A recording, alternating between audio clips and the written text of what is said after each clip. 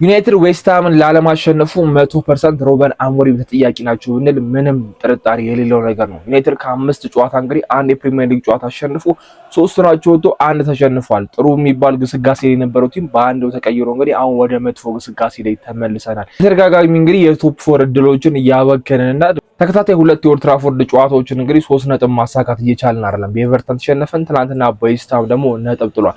የዳሎ ጥሩ እንቅስቃሴ በነበረበት ታይም ላይ ዶርጉን ማስገባት ምን ይባላል? እስቲ ስለ ጨዋታው የተወሰነ ነገር ሐሳቦችን እናንሳ። ለዚህ ቻናል ግን በቅድሚያ አዲስ ከሆኑ ሰብስክራይብ ማድረግ እንዳይረሳ። ወደ ቪዲዮ እንሂድ።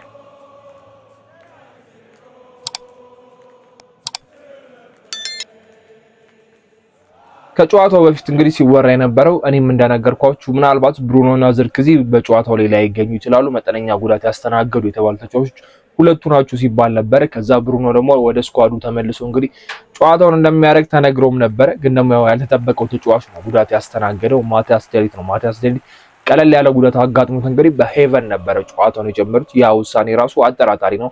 ያንን ታዳጊ ተጫዋች ፕሪሚየር ሊግ ላይ ምንም አይነት ስታርቲንግ ሌቨልስ ጀምሮ የማያውቀውን ተጫዋች እንግዲህ በመሃል ሴንተር ባክ ተጫዋች ማድረግ በጣም ከባድ ነው። የቀኝና የግራው ትንሽ ቀለል ያለ ሚና ይኖራቸዋል፣ ግን የመሃሉ የሴንተር ባክ ስትሆን በጣም ከባድ ነው የሚሆነው። ሃሪ ማጌርና ማቲያስ ዴሊት የሚወጡትን ነገር እንግዲህ ይህንን ታዳጊ ኃላፊነት መስጠት ከባድ ነበረ። እሱንም ደግሞ ተመልክተነዋል ብዬ አስባለሁ። ፈርስት ሃፍ ላይ የነበረው እንቅስቃሴ ለዩናይትድ በጣም ያሰጋ ነበረ። ሄቨን ለዛ ቦታ እንደማይመጠን በጣም ግልጽ ነበር። 6ኛው ደቂቃ ላይ ካስሜሮ በሸርተት የወጣት ኳስ ገና ጨዋታው ሲጀመር ሄቨን ዋጋ ሊያስከፍለን እንደሚችል እንግዲህ ፈርስት ሃፍ ላይ ያሳየ እንቅስቃሴ ነበር። 7ኛው ደቂቃ ላይ ብዙም ሳይቆይ እንግዲህ ቢጫ ካርድ ተመለከተ። አላስፈላጊ ሸርተቴ ነበርና እንደ ተከላካይ በጣም የሚቀራቸው ነገሮች እንዳሉ በጣም ግልጽ ነበረ። ሮበን አሞሪም ራሱ የሴንተር ባክ ውሳኔ እሱ ላይ ኃላፊነት መስጠቱ ልክም እንዳልሆነ በጣም ግልጽ ነው። ሌኒሮ እናውቃለን። በክሪስታል ፓላሱ ጨዋታ ፔናልቲ አሰጥቶ ነበር። ከዛ ጥሩ ጨዋታ አላረገም። ለራሱ መንፈሱም አሪፍ አልነበረም እና ለዛ ብሎ ስታርቲንግ 11 ውስጥ እንዳልከተተው እናውቃለን። ደግሞ ኬቨን 100% የሜንታሊ ሬዲ ያልሆነው ሌኒሮ እንደሚሻል እናውቃለን እና ከረፍት በኋላም ለዛ ነው ቀይሮ ያስገባው። ከረፍት በፊት የነበረን እንቅስቃሴ ከኳስ ጋር በጣም አሪፍ ነበር። አሪፍ እየተንቀሳቀሰን ነበረ። ማዝራዊና አማድ ብራይንም ደግሞ እንዴት ወደፊት ሲያጠቁ እንደነበረ ተመልክተናል። ሉክሾ ግን በሄቨን ምክንያት ወደኋላ ቀረት ብሎ ነበር ሲያጠቃ የነበረው። ግን ደግሞ የዳሎን እንቅስቃሴ አለማድነቅ በጣም ከባድ ነው። ትናንትና የሚገርም እንቅስቃሴ ነበረው። በፕሪሚየር ሊጉ እስካሁን ድረስ ካዩዋቸው ጥሩ ፐርፎርማንስ የዳሎ ይሄኛው ይመስለኛል። ብዙ ስናማረርበት የነበረው ተጫዋች አንድ ቀን ላይ በጣም አሪፍ ሆኖ ነበር። በሚገርም ፊኒሺንግ እንግዲህ ጎልም ማስቆጠር ችሎ ነበረ። ትናንትና ሁሉንም ኢንዲቪጁዋሊ ከሄቨን ውጪ ማድነቅ የምንችልበት ጊዜ ነበር። በቃ እያንዳንዱ አሪፍ ነበር። ካስሜሮ ሲንቀሳቀስ የነበረበት አጋጣሚዎች፣ ብሩኖ ፈርናንዴዝ እናም በሞ አማድ ኩኛ ከሁለት የፕሪሚየር ሊግ ጨዋታ በኋላ ሲመለስ ለቡርኖ ምን ያህል ወሳኝ ተጫዋች እንደሆነ አይተናልና ኳስ እንዴት እግሩ ጋር እንደሚያቆይ ኳስ እንዴት ወደፊት ይዞ እንደሚሄድ ለትክክለኛው ሰው ማቀበል እንዳለበት እንዴት ሲያቀብል እንደነበር አይተናል።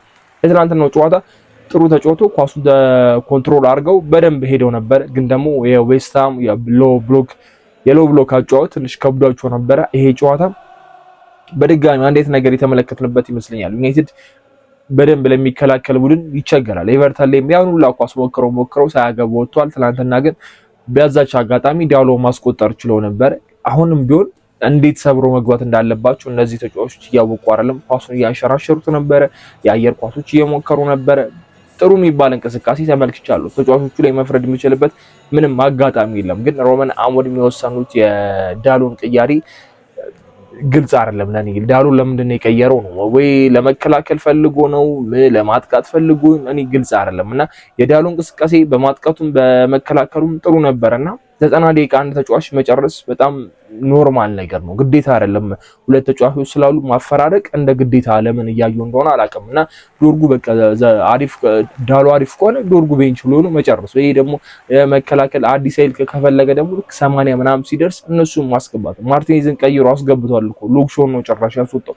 ሉክሾ ሲከላከል አሪፍ ነበር፣ ሲያጠቃ አሪፍ ነበር። ጥሩ እንቅስቃሴ የነበረውን ተጫዋች እና ጥሩ እንቅስቃሴ የነበረውን ተጫዋች ነው ነቅሎ ያስወጣው ሮበን አሞሪም። የትናንትናው ቅያሬ አላስፈላጊ ቅያሬ ነው።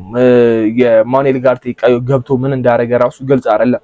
የማውንትሽ በኩኛ በኩል ነው አሪፍ እንቅስቃሴ ነው ምናምን ነገርና የትናንትናው የአሞሪም ቅያሬ በጣም የሚያናድ ነው። በተደጋጋሚ እንግዲህ ታውቁኛል የ5 ሰዓት ጨዋታን ብያለሁ። በድጋሚ የቶፕ 4 እድሉን ስናገኝ እንደዚህ አይነት ነገር ሊፈጠር እንደሚችልም ገምቻለሁና ቲሙ ውዝግብግብ ያለ ቲም ነው። ምን የትኛውን ጨዋታ ሊያሸንፍ እንደሚችል የትኛውን ጨዋታ ነጥብ ሊጥል እንደሚችል ሊሸነፍ እንደሚችል ግራ እያጋባን ያለ ታይም ይደርሰናልና 5 የፕሪሚየር ሊግ ጨዋታ እንግዲህ አንድ ጨዋታ ብቻ ነው ማሸነፍ ይችላል። ከሶስቱ አቻ ከወጣበት ጨዋታ ደግሞ ሶስቱንም እየመራ ነበር። የኖቲንግሃም ማንሳት ይቻላል፣ የቶተንሃም ማንሳት ይቻላል፣ የትላንትናውንም ማንሳት ይቻላል ነው የመራን ነጥብ እየጣልን እንገኛለን።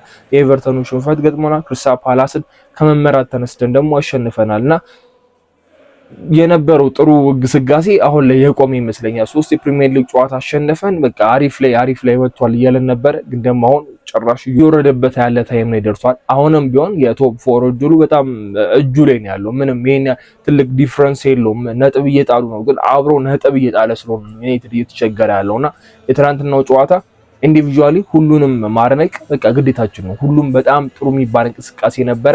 በዌስትሃም በኩል ግን የቀድሞ ተጫዋቻችን ዋን-ቢሳካ አለማድነቅ በጣም ከባድ ነገር ነው። ፈርስት ሃፍ ላይ ሰከንድ ሃፍ ላይ ያረጋችሁ እንቅስቃሴዎች ኩኛ ላይ ፔናልቲ ቦክስ ውስጥ ሲያደርግ የነበረው ሸርተቴ የዝርክዚ ኳስ ሲያድን የነበረበት መንገድ ወደ ፊት ለፊት ሲሄድ የነበረበት መንገድ እንዴት የሚያስቆጭ ተጫዋች መሰላችሁ። በቃ ላረ ክለብ ውስጥ አንተ የሸጥከው ተጫዋች እንደዛ ሻይን እያደረገ ዶርጉ የሚባል ተጫዋች ክለብ ውስጥ ኖረ፣ ከዛ እሱን ቀይረ ስታስገባ ያለው ጨዋታ ሲጠፋብ ያለው ስሜት ደግሞ በጣም ከባድ ነውና የዋን-ቢሳካን ብቃት አለማድነቅ የትላንትናው ፐርፎርማንስ ከባድ ይመስለኛልና ለዋን-ቢሳካ ትልቅ አክብሮት ነው ያለኝ። የትላንትናው ጨዋታ ዌስትሃም ነጥብ ይዞ እንዲወጣ ካረጉት ተጫዋቾች መሀል ዋነኛው ተጠቃሽ ዋን-ቢሳካ ነው። ፈርስት ሃፍ ላይ የነበረው ቁጥር ካሉት ተጫዋቾች በሙላ እሱ ነበር አንደኛና አንድ ለአንድ ግንኙነቶች ቻንስ ክሬት በማድረግ ታክል ምናምን በሁሉ ነገር አንደኛ የነበረ ተጫዋች ነው ዋን-ቢሳካና የትናንትናው ፐርፎርማንስ የሚገርም ፐርፎርማንስ ነው ብለን መናገር የምንችለው ፐርፎርማንስ ነው የነበረው። ጎላም ስትቆጠር ያው የኮርና ኳስ ነው የመጣውና ያ የኮርና ኳስ አማድ የነበረበት ቦታ ትንሽ አማድንም ተጠያቂ ማድረግ የሚችልበት ይመስለኛል። ማዝራዊ ኦልሞስት ከመስመር ላይ ያችን ኳስ ከወጣት በኋላ ተጫዋቹ ነፃ ሆኖ ነበረ። ምንም አልተቸገረም። ኳሱን ለመምታት ፈታ ብሎ ነበር ሲመታ የነበረው። አማድ ከተጫዋቹ ጋር ያለው ጋፕ በጣም ሰፊ ነበር። ሮጦ የሚደርስበት አልነበረምና አማድ ለቆት ነበር የቆመው። ልክ እኛ ኮርና ያገኘን ነበር የሚመስለውና ያቺ ኳስ ዋጋ አስከፍለናለች። ባለቀ ሰዓት እነ ብሩኖ ማርቲኔዝም ገብቶ ክሮስ ምናምን ሞከሩ፣ ግን ደግሞ ባቻ የተጠናቀቀ ጨዋታ ነው። ኦልድ ትራፎርድም የተወሰነ ጨዋታን አሰምተዋል። ባለቀ ሰዓት በጣም የሚገባ ጨዋታ ነው ብዬ አስባለሁና እርሙ እንዳሉ እንደው ጥሩ ተጫውተው የምናደንቅበት ጊዜ ላይ ሲደርስ ሩበን አሞሪም ለምን ያንን ቅያሪ እንደቀየሩ እስካሁን አልገባኝም። ከዚህ በኋላ የምናገኘው ወልፍዝ ነው። ወልቭስ ምንም አይነት የፕሪሚየር ሊግ ጨዋታ አላሸነፈም እስካሁን ድረስ እየተቸገረ ያለ ቲም ነውና እሱ ላይ ነጥብ መውሰድ እንችላለን ወይስ ደግሞ ነጥብ እንጥላለን የሚለው ለሩበን አሞሪም ቲም ግራ የሚያጋባ ውሳኔ የሚሆንበት አጋጣሚ ይፈጠራል ብዬ አስባለሁ። እስቲ አዳዲስ ነገሮች መኖራቸው አይቀርም፣ ግን እንደ ትላንትናው ጨዋታ እስካሁን ድረስ የሚያቃጥል የለም። የኤቨርተኑ ጨዋታ ቢያንስ የመጀመሪያዎቹ ታይም በቃ ጥሩም አልተጫወትንም የሚገባን ነበር። ፈርስት ሃፍ ላይ ኤቨርተን የጎደለ አይመስልም ነበረ፣ ግን ትናንትና ጥሩ ተጫውተን ነበረ። እያንዳንዷቸው ተጫዋቾች አሪፍ እንቅስቃሴ ባረጉበት ታይም ላይ ሩበን አሞሪም ያን ቅያሬ ማረጋቸው ተገቢ እንዳልሆነ እያወቅም በአሰልጣኝ ስህተት እንደተሸነፉ ስታውቀው ሞር የሚያቃጥል ይመስለኛልና ምን አዲስ ነገር ይሰማሉ? ማቲያስ ኩኛ ጉዳቱ ምን ያክል ነው የሚለውን ነገር በሌላ ቪዲዮ ይዤላችሁ እመጣለሁ። ለዚህ ቻናል ግን አዲስ ከሆኑ ሰብስክራይብ ማድረግ እንዳይረሳ። የሚቀጥለው ቪዲዮ እስከምንገናኝ መቻችሁ ቻው።